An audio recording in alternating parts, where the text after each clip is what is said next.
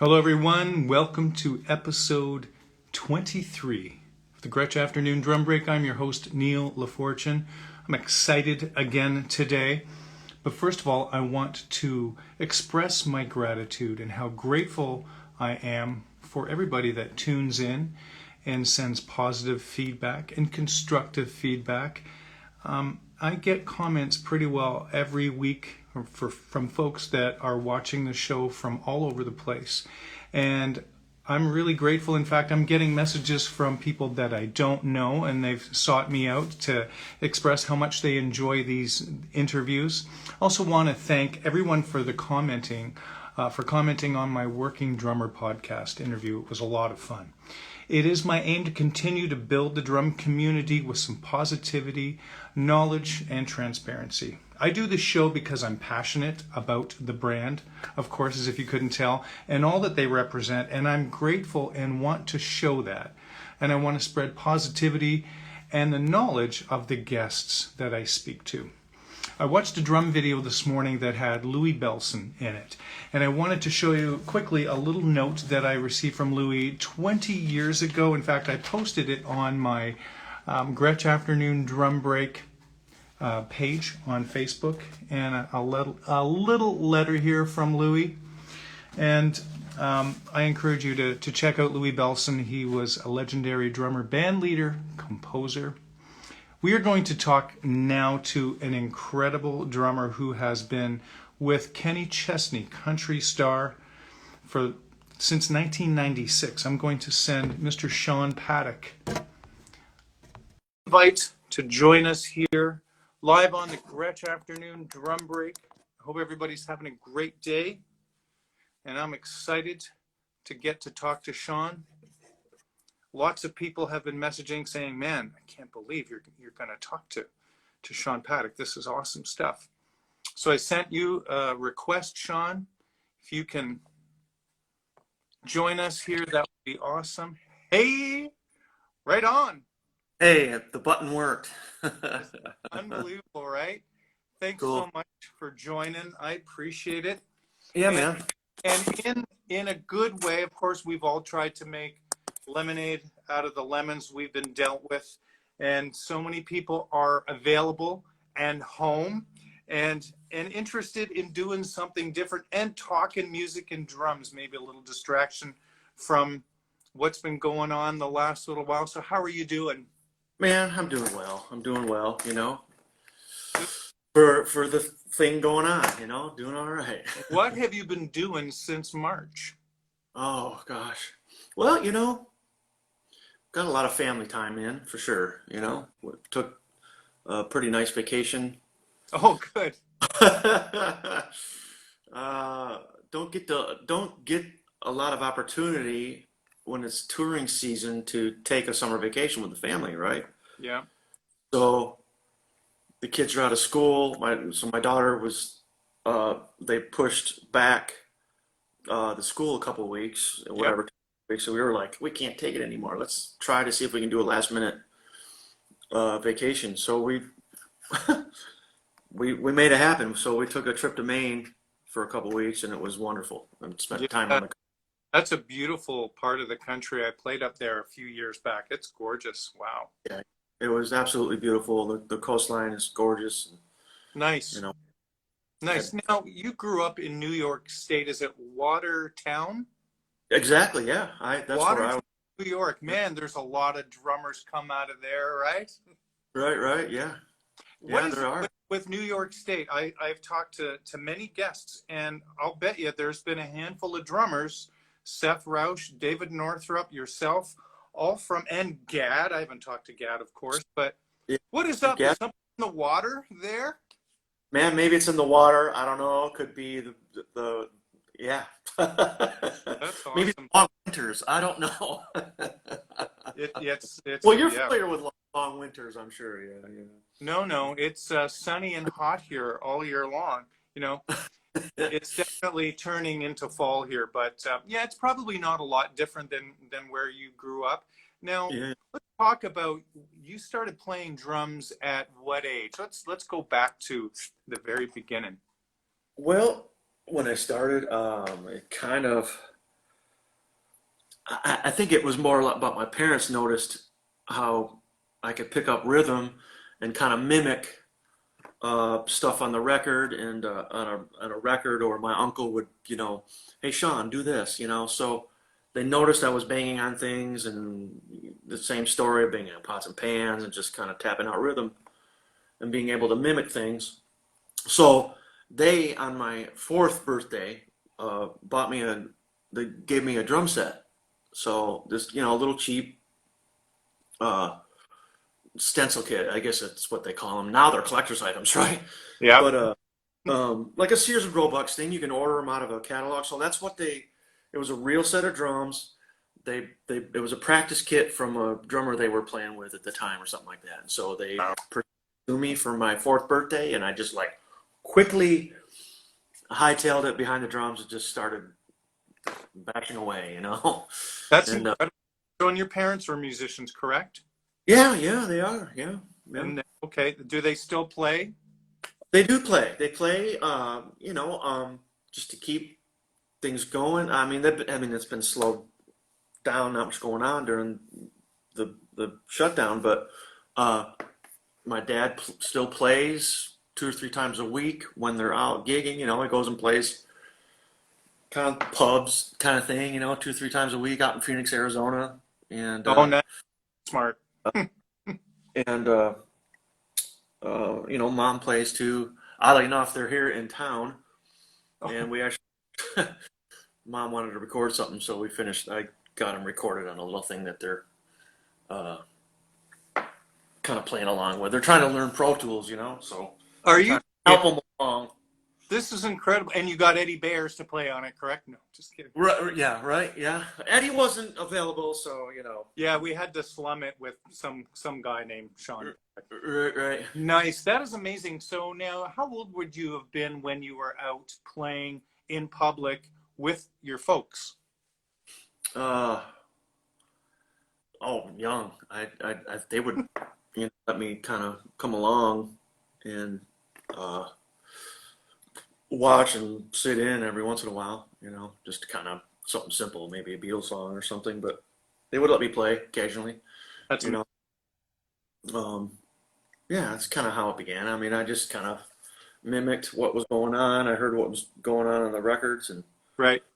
they were always just kind of hanging around playing all the time at the house and practicing. And Environment is so key. I didn't have that as a young age. I did other things, but my siblings did play music from a very young age, and so they were really good by the time I started playing in my late teens. So that's yeah, an unbelievable situation. When did you do any formal lessons or study? yeah, that started pretty early on. I guess, I don't know, at the age of 10 or 11. You know, I think it first started in kind of elementary school when I first learned a few basics of reading, and then like formal lessons, probably 10, 11, 12 years old, maybe something with a guy named Mike Mead from up there. It was like the local, like Yep.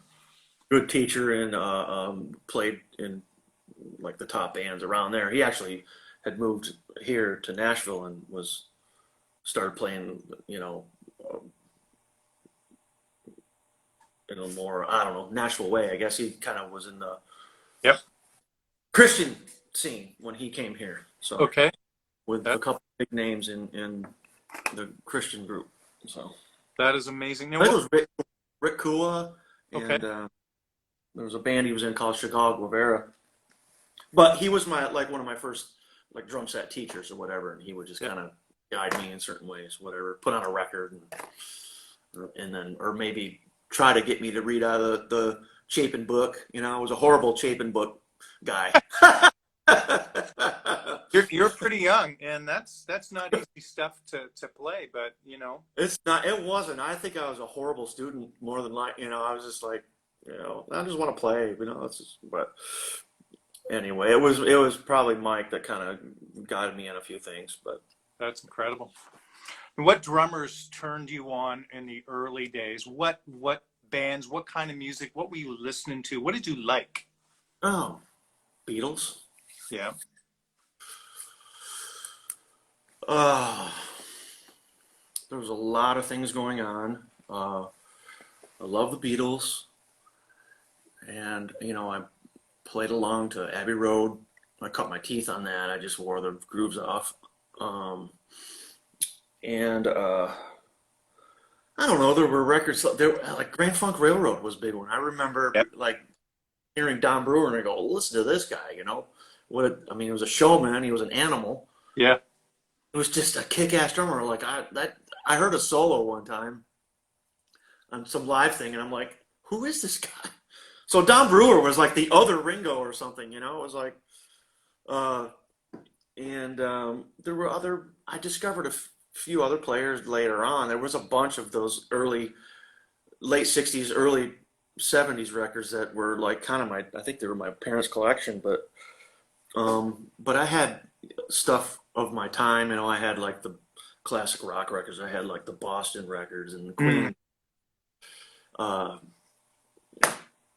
I didn't know who the drummers were, but later on when I started realizing what was going on, and uh, I don't know, I really in my teenage years, I think it was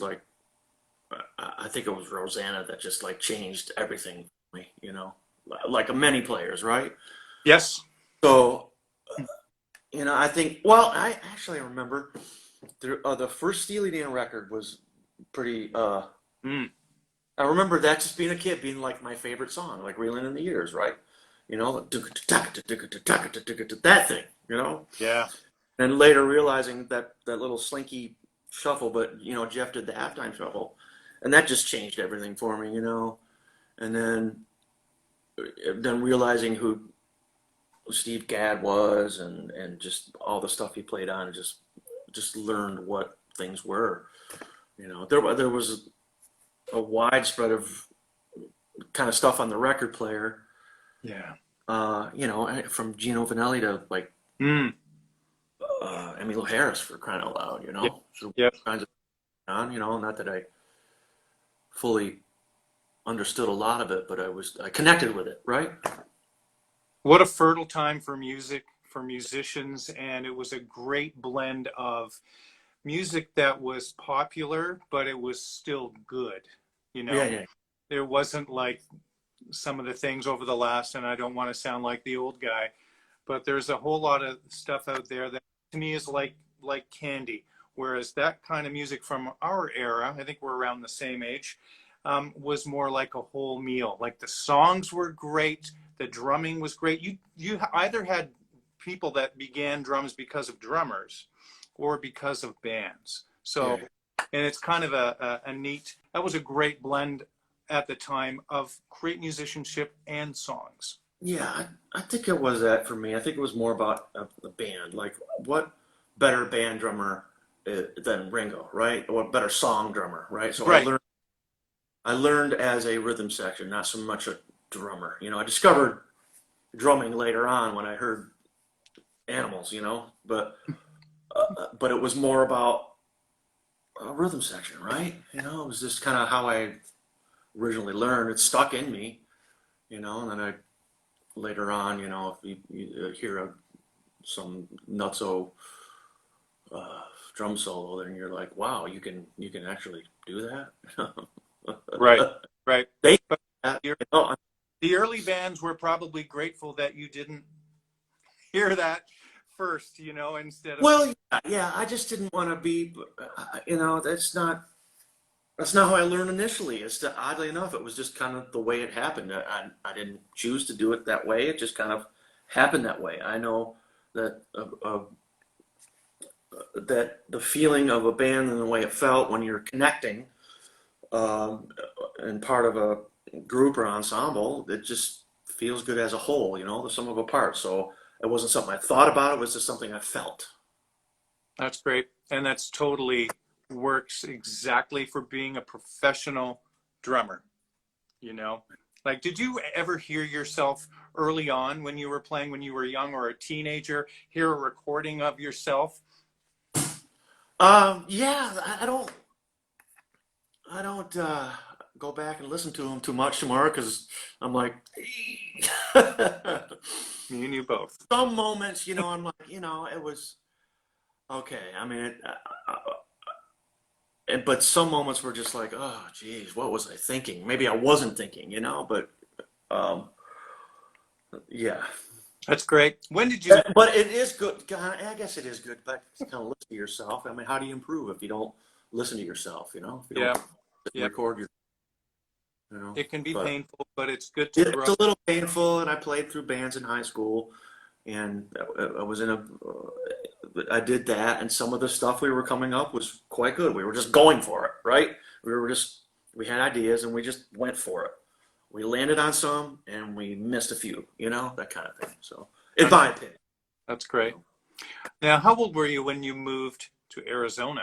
That was quite the change of scenery Yeah, that and was a bit weather.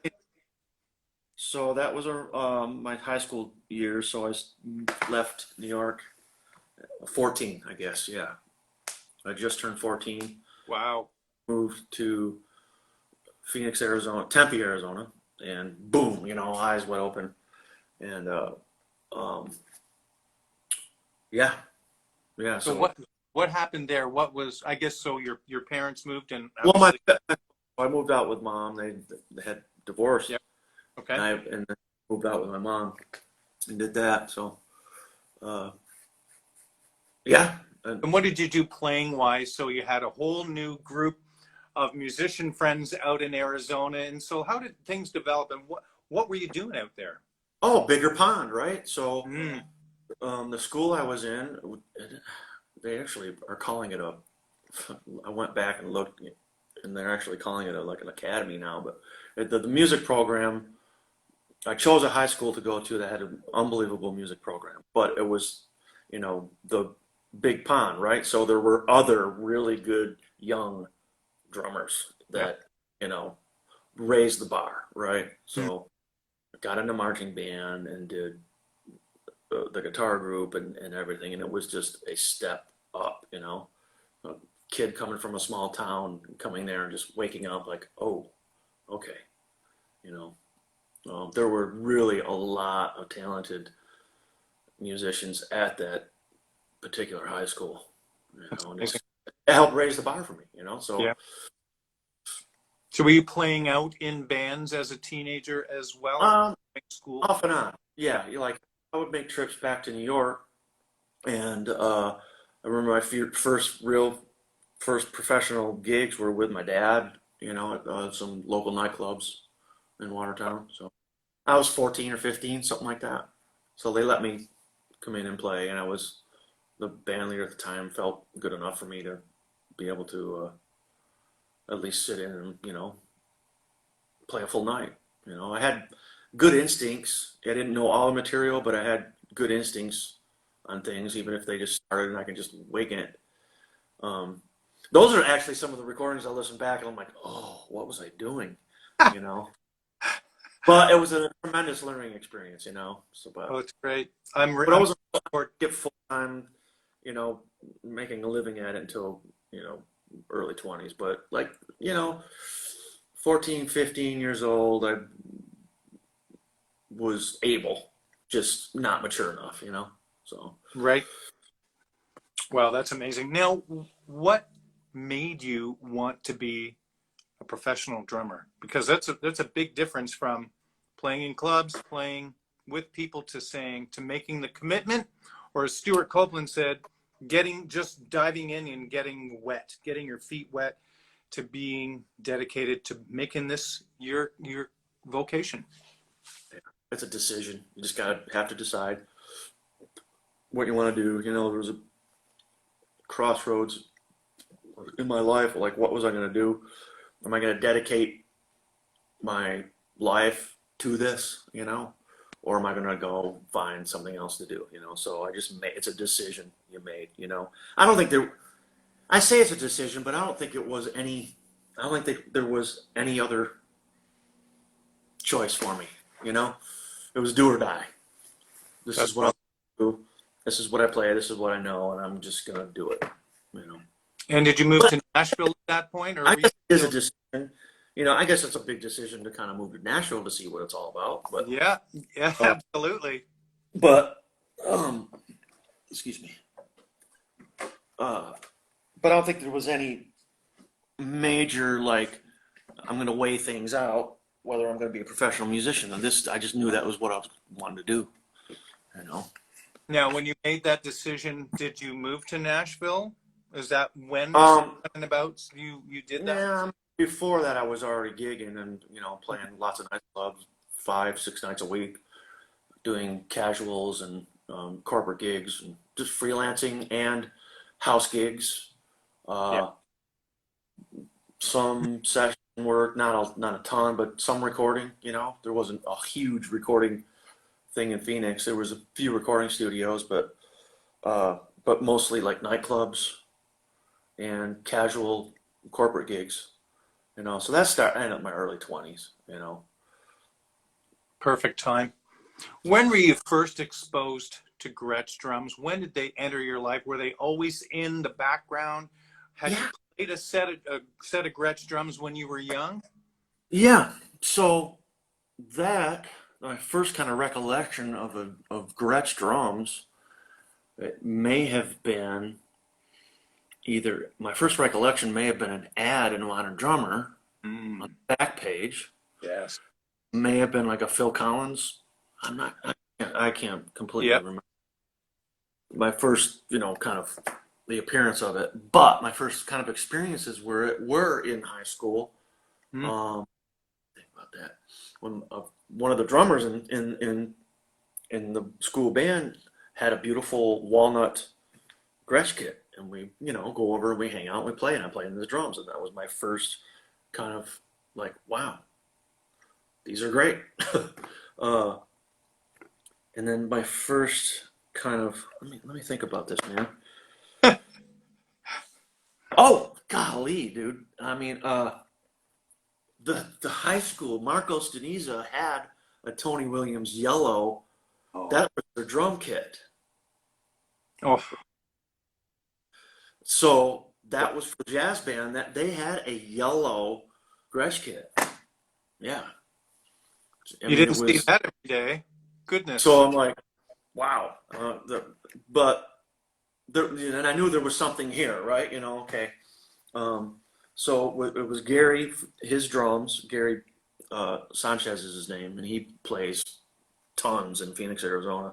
And oh gosh, uh, I'm in my studio, so I got I crap. know there's stuff to touch, right?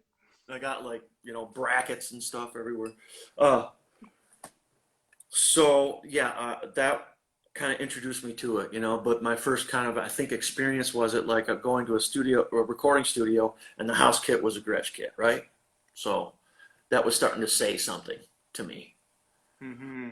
Uh, and then, you know, later on, fast forward, learning like all these great studio players, and or maybe not just mainstream studio play, they always had a Gretsch kit they recorded with, right? So that started kind of speaking a little bit. Mm-hmm. Uh, that kind of thing, man. You know. Did you own any Gretsch drums when you were young, or was it until a little bit No, later? a little bit later. You know, in 1998, uh, I wanted one. I just wanted one. I was getting to a place where I could. Uh, I mean, I had other professional kits before that, but I was got to a place where, you know, okay, I'm ready to. I want one, and so I walked into Fork's drum closet one day and had the Gretsch corner in the back in the old building and stacks of Gretsch. And then I said, "How much for them, man? I want them." You know, so he gave me a great deal on them, and I bought them right there in 1998, and I still have them. What are those drums? Actually, they're right back. Can we see them? That blonde kit back there. I still have them. My heart skips a beat. I swear, every time I see a Gretsch kit stacked up, I see Yeah. that badge, and Yeah. man, oh man. And what are those sizes? And to me, they just become such organisms, right? They're just like, They do.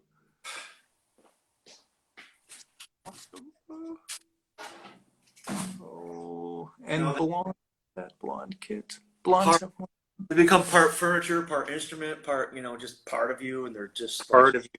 you know I don't know, best finishes ever.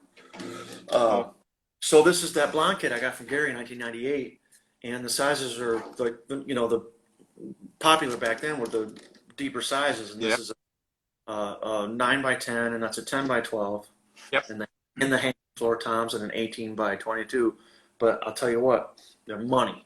They're the tone, they're money. They. Can we see them? Can we see that, Tom? We couldn't see it in the camera Oh here. yeah, I'm so But sorry. I'm so sorry. lo- So here's the 10, look right? at and the lovely silver sealer inside with the Yeah, gray. let's go that way, right? Look at that. Oh yeah, So wonderful. Do you I use those board was at had to have them. I couldn't. I walked in, and that was the first thing I met with Gary, and I'm like, "How much?" And he says, "Yeah, man, you've been sitting there a while. I'll give you a good deal." So home? That's crazy. whatever. It was like Gary Forkin's been nothing but a wonderful, wonderful man to me. Yeah. Great business With owner, great things. Yeah. and just what a great. I can't say enough about Gary. I hope he's enjoying his retirement. You know. I think he is, man. I really think he is. The dude is like a model businessman for me. Yeah. You know, I really admire him. What is the walnut kit that you have there in your studio as well? You were playing on. Is it Kevin Aerosmith? Oh, okay. That's on? So Ben plays in. He does a number of things. He writes. He's a writer, but he's fiddle player. His first instrument, but he's a kind of a utility man. He's for Luke Bryan on the road, right? So we've become friends, and he wrote this song. I mean, if you got anything, send it to me, you know. So Oh, it's awesome. so he's like, yeah, I might have something. He had like a programmed thing to it. I'm like, man, let me joke. You know, I'm not got nothing going on. Let me just kind of fumble around with it, you know. So I just kind of came up with that to it, and then I was like, hey, wait a minute. Gretsch wants me to do something. Do you care if I use this? I go, go right ahead, man. You know. Uh, so that's what I used. You know, I Well, used his. Like, great, cool. It's got cool sections in it. Sounds a little like Hendrix.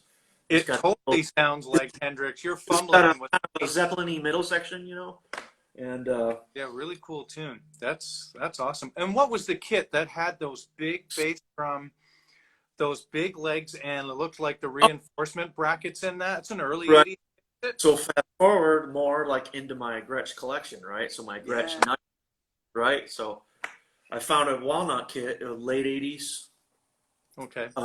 walnut kit in pristine condition, and they're actually set up back there. I'm recording with them, so I literally was recording up to the second Ha! and that we met. That is fantastic. Logged on. I can't get a good. There it is. There we go. Oh man, what are those sizes? They look like bigger drums. That bass drum. So it's a 14 by 22, Okay. a 9 by 13, and a 16 by 16. That pattern you were playing in that A section is really cool. Along with that riff, that what you were doing with the left hand, that's really some really Oh, cool, really man. cool. It does remind me of that Hendrix Hendrixy Kind of vibe. wanted to be that, but I didn't want to be like exact copy. I don't know No. what Mitch Mitchell did was, you know, not impossible, but like very difficult. Yeah, and really, But I really didn't want to be part like I don't know if I could do this in a pinch, but I just wanted to come up with something different, and it just kind of came out that way, you know. But I wanted something counter of what was going on. I didn't want to be like too meat and potato with it, you know. I wanted something counter. it totally worked. Part of the machinery, you know. It totally worked. Is that on an album or anything like that, or is that just something No, it's that a you song. guys? It's a song he wrote. He might put something out later. I don't know. That'd be a good play along for Um, drummers. But to have that as a play along for some drummers, it'd be neat. yeah. Just an idea. Now let's go back to 1996 when you joined Okay. the Kenny Chesney Band. How did that audition come about? He was an unknown artist at that point. Tell us what was going on at that time. Well, yeah, 1996, August of 1996. Wow. Let's see here. So what I was gigging in Phoenix, Arizona, and I was playing in a club there. And what happened was the band, the house gig, they usually take a week off in the summer. So I just booked a trip to Nashville. I've always wanted to check it out. I had a few friends here, and I just kind of bummed around town a little bit, just hung out, right? Just hanging. That's no intention of anything. I just wanted to kind of see what was going on. I really wanted to check out some players and just see if it could be anything possible, you know? And I had no intention of going for any particular gig or anybody, you know, I just kind of wanted to really feel it out. And so on that trip, I met a couple people, and I ran into a monitor engineer at the time, of all people. Yep. He told me that they were going to need a drummer. I mean, I knew somebody in the band as well. I knew the steel guitar player, so he kind of put in a recommendation. But I heard about the gig through the monitor guy, oddly enough. So uh, um, I got I'm like, oh, well, I might be interested, right? And so I got the number of the band leader, and yeah, and I made the phone call, and they said they're having auditions, such and such. So I went back to Phoenix, and then I flew back for the audition, and I got a phone call next day or the same day or whatever, and but I was back in Phoenix, right? So they said, well, when can you start? Can you want to come out and hang, right? So Mm. uh, I think it was, there was the initial kind of audition, but I think they gotta, figure out if you're gonna be all right on the road, on the gig, right? So they Yeah. wanted to at least listen to me for a couple weeks, uh, so they asked me to come play, and I met them up in Denver, uh, and I just hopped on the bus and just went on the road with the dude in August, and I commuted back and forth between here and Nashville, but up here in Nashville, between Phoenix and Nashville, for I don't know, a year, maybe a year or so, Mm. and I just kind of did it that way, and then finally made the move here, and It's it's been pretty awesome.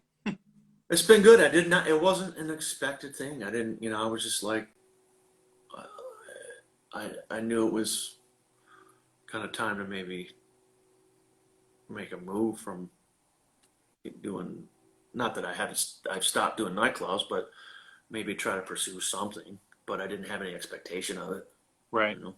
That's amazing. Now, did your approach to the drums align with his music right away, or was there a period of adjustment? I think it worked because I was playing that style of stuff anyway in the clubs. Yeah.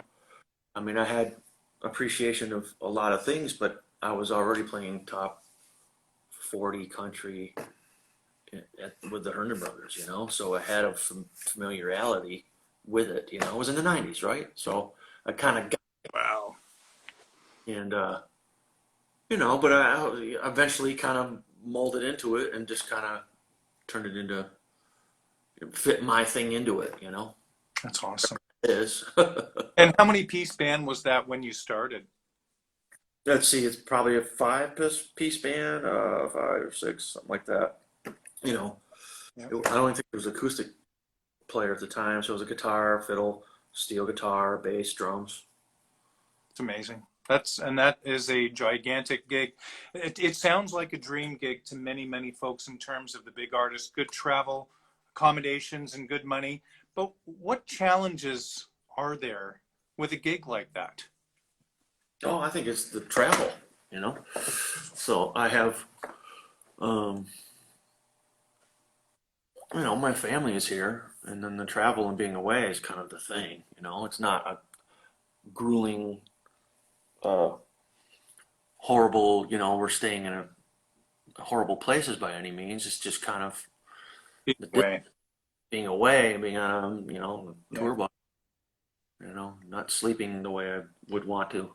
Mm, that, that can be very tough. That's the challenge of it, And I Yeah. mean, we all know that being in a band on the road is you got a little bit of the hang. You got to be able to, get along with everybody reasonably. Yes. We That is, all we all respect each other's space, and that just works. It's part of. It's not just what goes on stage. It's just kind of. And sometimes that's questionable. You yes. know, even like the primary thing is like, is it working on stage, right? But you're going to have to be able to kind of reasonably get along, Yeah.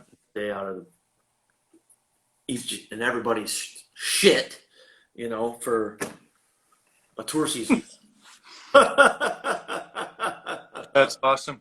That's awesome. What memorable places have you played? I'm sure you've played the most incredible venues, but do you have any favorites? Man, there's a few kind of moments for sure playing with him, but uh, I want to say, like in Green Bay, I want to say Packers Stadium is pretty cool. There's a definite feeling there, Yeah. and the Rose Bowl. Oh my! How many people were you playing to at those gigs? How many? How many of those hold? Is that like a Yeah, 40, 50? I've never played to that many people. That must be. The Rose Bowl wasn't super huge, but it there was a feeling there. You know what I mean? So that may be 40,000, 50,000. I don't know, give or take, with either of those stadiums. So those are pretty memorable. Do you deal with nerves at all still? Um, eh, I'm pretty relaxed most of the time. You seem to be a pretty chill guy and pretty relaxed, which I is. try to actually mindfully relax myself, like before Hmm. I don't want to, overly rambunctious. So try to remain relaxed. There might be a little bit of nerves in the first couple of, if there's a tour that's beginning, if we start the first leg of the tour, there might be, the first gig, kind of get the wiggles out on that first gig, where Yeah. there's all this anticipation. Pretty soon it just kind of gets a little more relaxed and like, okay, we kind of feel the groove that's going on here. Nice. You have a click, you running track Yeah. controlling So, stuff? so that thing is, so I do have a system up there with me that I control. It's basically a playback control, and there's some cues in some of the show that we have to kind of Yep. go. And there's a slate in my ear. There's an actual voice in my ear, giving us count offs. Awesome. Um, there are cues. It's just become that, right? Yes, it. Not so much reliant on it. We're luckily old school enough to be able to just, if the machine went down, we're like, okay, just keep Yep. freaking playing. We're not so reliant on it, but it has become part of it because the music created is kind of that. It's just kind of, its predisposition to go play live is already like the signature part of the song is the programming. If there's any kind of loop or Yeah. programming that has to be there. So I put it in my playback machine. We determine what tempo and I can do some edits, if we want to change the arrangements. So, Yeah. What do you use? Do you use Ableton? yes, we do. Yeah. Yes, we do. We I, started off using Ableton for that, and then we went off to Digital Performer for a little while, which is a good system. I just wasn't very familiar with it, and then I just was like, can we go back to Ableton? So we went back to Ableton. It's just a much easier, intuitive thing. Click and drag, boom, snap it in. It's all good. Editing nice. is easier, and not that it isn't on DP, but I was just a little more familiar with Ableton Live. And then Melvin, my drum tech, uh, he and I can work in tandem. He can advance the music, advance the songs, and we have a control pad, and we just kind of have everything numbered and ready to go. Wow. But also able to kind of flow with whatever Kenny's doing too. If he has an audible, we have stuff already in there, and I can, if we need to vamp a little longer on an intro or somewhere, I can kind of tell it what to do. I mean, it's Ableton, right? So you can tell it, I need 8 bars of just the intro, so we can just keep doing that. That's amazing. I've got so much crap going on up there, but luckily I have a guy we actually, Melvin's basically like the drum tech, but yet he's also the playback guy in a way. So we kind of handle both duties, and so we're semi-covered. Not without any, sometimes goofs and mistakes happen, and there's kind of Yeah. there's so much on, for one, the gig, the drumming, and then once in a while I pull over a mic and I have to sing a small backup part, and then Ooh. back, and I don't sing. I'm not the primary backup singer, but I jump in to stack a few things. Wow. Now, if you were talking to a younger drummer, say in their late teens, early Mm-hmm. 20s, what skills do you possess that they haven't yet acquired? And what will they need in order to thrive in a place like Nashville? Oh, well, I think I think a good disposition, Mm. just and able to kind of get the lay of the land, and what can I give, right? Not Mm. what can I get out of it? What can I give to it? Right. What part do I have anything I can give? Um, and early. I mean, listen to, as far as listening, I think listen to the playing around you, listen to some of the other players, and in this town, it's mostly singers and songwriters, Mm. so Yes. serve the song, right? Yeah. Keep saying it over and over again. It's been said for a million years, but serve the song. Um, in Nashville, it's usually mostly, well, 90% mostly about the singer, and being Yeah. an accompanying musician and serving, getting the job done right, in a fairly reasonable way, in a musical way. That's It great. doesn't mean you have to lose yourself, right? But Right. if you want to be a professional musician, then you just make those adjustments, You want to work, We don't have to lose who you are. I don't think you do. It just comes out, It's like a fingerprint, But Very cool. it's listening is ears, and it's just hang. I read an article one time. It was called "The Art of the Hang." I can't Okay. remember what it was. But it's probably online somewhere. It may have been in the. I can't remember. It may have been in the local trade newspaper around here. I can't remember, but pretty good advice. Nice.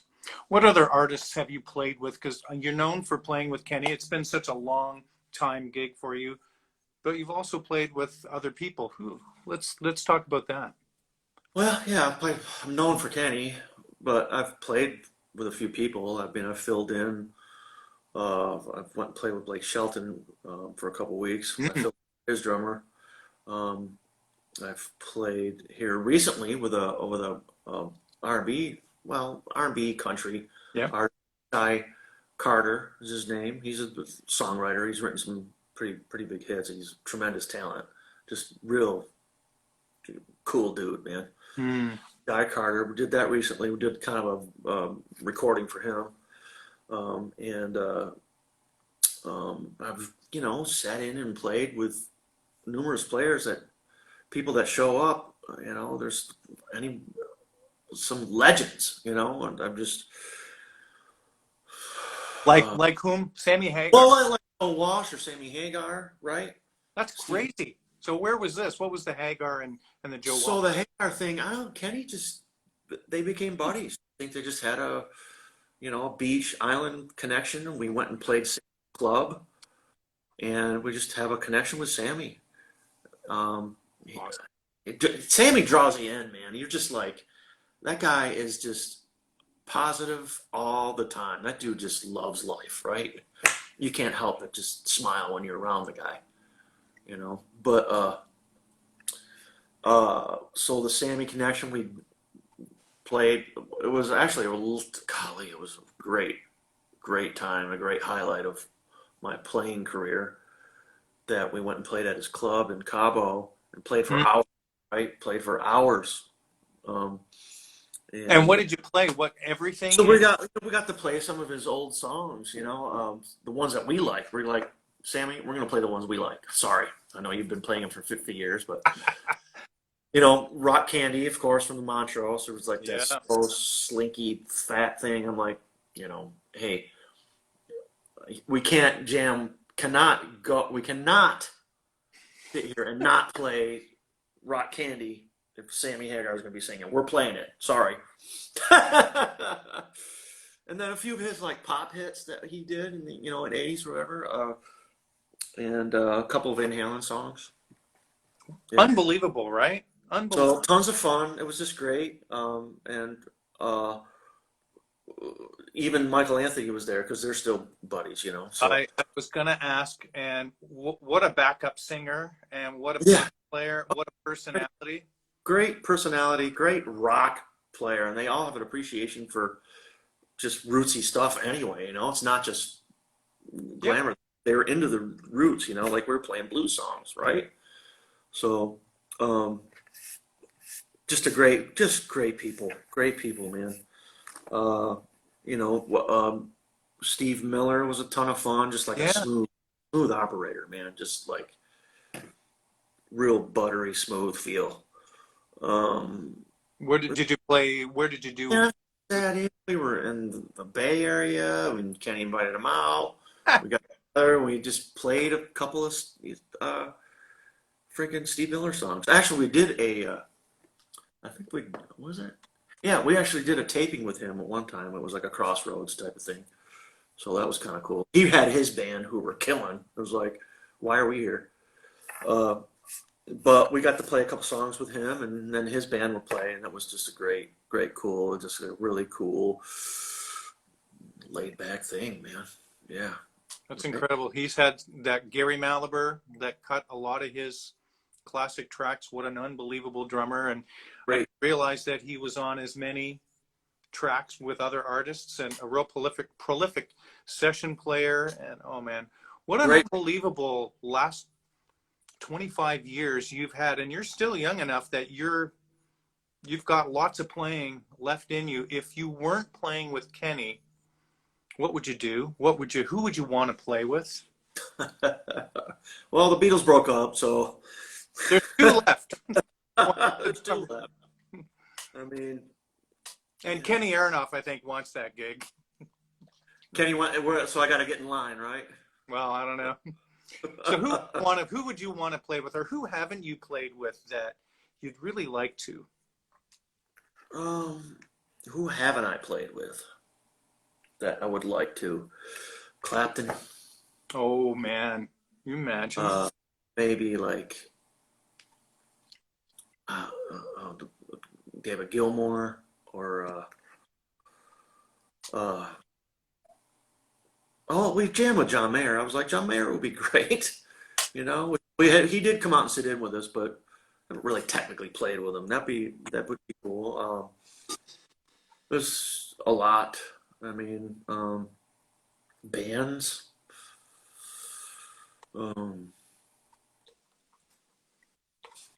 Well, when I was younger, it could have been Rush. I don't know. Me and you both. Gig was taken. Yeah, he already had a drummer named Neil, so Yeah, it's and, like, and he was pretty good. and he was pretty good and like impossible stuff to play, right? So it's like, they were on a whole other planet. But I don't know. There's great rock bands that it would be fun to get in, but I think I'm like singer-songwriters like Joni, Yeah. Neil Young, I mean, I just have a thing in my heart for him. James Taylor, I would, I think those would be kind of the thing for me. Yeah, that's amazing. Because it's kind of the stuff I had as a kid, there was a lot of that kind of thing going on, and there was just a lot of James Taylor A lot of James Taylor. Yep, I wore. so I kind of relate to it, and I it just kind of, it's just in me. Well, it's great. You will never be unemployed, my friend, from your experience and your approach. No, it's absolutely true. And James Byer, as I messaged you earlier, said to say hello. Yes, And he said he was doing a live show today, and may not have been able to catch us live, but will afterwards, and said you are a really, really great human being as well as a terrific drummer. So, but I wanted to ask you, how long have you been a Gretsch Drums endorser? What does it mean to be part of the Gretsch family to you? Oh man, I feel home. Mm. I've been not that long, oddly enough. I signed on as a Gretsch endorsee in May of 2019. Wow. So you're relatively new, and that's good. Relatively new. Was it May of 2018 or 2019? Oh God. But a relatively short time. Yeah. I'm losing track of time, but we were close to the factory, and I made a trip to the factory. Yes. I made a connection. Speaking of Gary Forkum, he helped make the connection for me. He helped me. He put a heads up to Paul at the factory and put me in touch with Andrew, and I just had great conversation with Andrew. So I met up with Paul at the factory, and I had a wonderful visit, and I did an hour-long talk with Andrew, and the invitation was open, and I'm like, I'm a nut anyway. I look on eBay every day. I know. I'm on all the sites looking for old Gretsch drums anyway, and I have 1, 2, 3, 4, 5 vintage.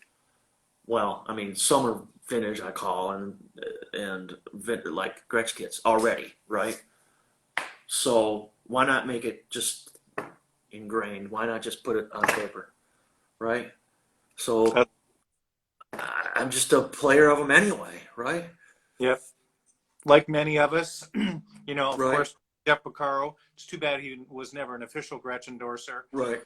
And it was great to see Vinny come home and Right. and many others. And so, man, I tell you, that is what an amazing experience being at the factory. Is that not, my face hurt because I smiled for 45 minutes straight, just seeing the 3 different shells that were, I loved it. It was so simple. I'm like, it was just, and and even we went through this different stages or whatever, and uh, and and then actually Paul, he apparently loves to do the buffing. I think he loves that part. But we went to where they cut the edge. Oh, knocking stuff over again. We actually went to where they cut the edges and did the edge sanding. And he actually did one in front of me. He put a shell on the machine and started spinning, and he took the sandpaper and he did the edge on I think it was a broadcaster shell. So he just kind of did right there in front of me. So we kind of take the thing and we do it by hand, and then he took the wax and he just kind of, when we burnish these things in, we really press in the wax, and he broke a piece off. He goes, "You got to be really careful." I'm like, "Dude, yeah, you might lose a limb or a finger or a appendage, dude." So but he did it right there in front of me. It was kind of cool. It was a really great visit, and the folks there are just like, I know, yeah, so cool. And the smell. The smell's in there. Yeah, the smell of the finish and just the kind of all the sawdust and what's going on. Everything. It was, it was. A lot that they're still doing it. Nothing has changed. They're still doing it that way. It's just they should never change. No, and I don't think, and I'm very glad that the partnership they have with DW has been beneficial. Absolutely. And it didn't get the formula of many, many years, 60, 70 years or so of making drums has not changed. Did you notice in the factory that you skipped over the silver sealer part? Well, we walked past it. Yeah. And he just kind of went, "Oh yeah, that's the stuff," and he just Yep. Yep. stirred around this, silver goop, and that was about it. That is amazing. Oh Which man. I get it, I'm like, it's part of the secret sauce, man. It's part of the freaking thing. All of the All of it, Yep. every part of it. Um, but What a legacy, what a tradition, and oh, so grateful that I'm telling you, out of the many, I don't know how many Gretsch artists I've reached out to, but I've only had a couple of people not want to do the interviews just because they just didn't at the time work for them, which is totally understood. But Gretsch players, endorsers have a real love for everything Gretsch, like I think it was the sound and the look and then the well, there's a legacy, but there's a feel to them as well. that buttery soft There's the feel. sound, and it's an immediate sound. It just kind of happens pretty, immediate. An immediate, buttery, Yeah. poofy, punchy, warm thing going on. There's a lot rolled into it, right? But it's kind of an immediate sound. You don't have to wait for the sound to happen. It just kind of, but there's a feel when you dig into them, There's a definite, it's a combination of things, really. It's kind of a, And they sound so great in so many styles of music, oh yeah. tuned up Max Roach, tuned down Picaro or whomever. There's a range of tuning, I mean, you can make them do just about whatever you want to do. Yeah. There's no limit in it. Are you playing just USA custom drums? No, I'm not. I do have a set of broadcasts. That's right. Sorry. Yes, I saw that beautiful maple color. Yeah, it's a Millennium Maple. Yeah, it's a beautiful kit. Love it. But it is different. It is different. It's very Gretsch, but it is very different. It has a little rounder bearing edge on it. It's kind of a woodier thing to me. Yes. It's a woodier, rounder thing, but it still has an immediate response. I need a set of those. I have not played. I've played some Brooklyns and love the Brooklyns dearly and USAs and whatnot, but I have not played a broadcaster kit. My friend Chad Melchert with Gord Bamford has a beautiful broadcaster kit that he records and plays with, and they look unbelievable. Yeah, And Paul Cooper as well has those. Pardon me? And Paul Cooper has an old set of broadcasters from the 40s. That's what he kind of modeled it. He kind of used those, right? And that just actually sent me on a chase, and I found a vintage 3-ply kit. So that was cool. I found one of those, Steve Maxwell had a black diamond pearl kit that I had to have, so. Amazing. What's the rest of 2020 look like for you? We have just less than 2 minutes to go. Cool. Well, the rest of 2020 is kind of, there's a lot of things that are just kind of, we don't know, right? So each day I try to live a day at a time, and I get to play music and play drums out of my studio. I occasionally go to another studio and I play on demos or records, whatever, recordings, okay? And hopefully, something. I get to do more out of here in my space. Wonderful. I literally was up to the second working on something before I got on with you, and I'm going to go back to it once I get off, and because I have to get it out. It has a deadline. Wow, amazing. Where can people find you on the web? On Instagram. I have Instagram. I don't have much on the social media, but Instagram, I am there. Yes. Wonderful. Thank you, Sean Paddock. Thank you for your time, your wisdom, and everybody, please check out Sean on Instagram. Check him out when Kenny gets up and working again, and please do. And I want to thank you for your time. It's been an absolute pleasure. Stay tuned next week for another episode of the Gretsch Afternoon Drum Break. Take care. Man, thanks, Neil. Thanks, Sean.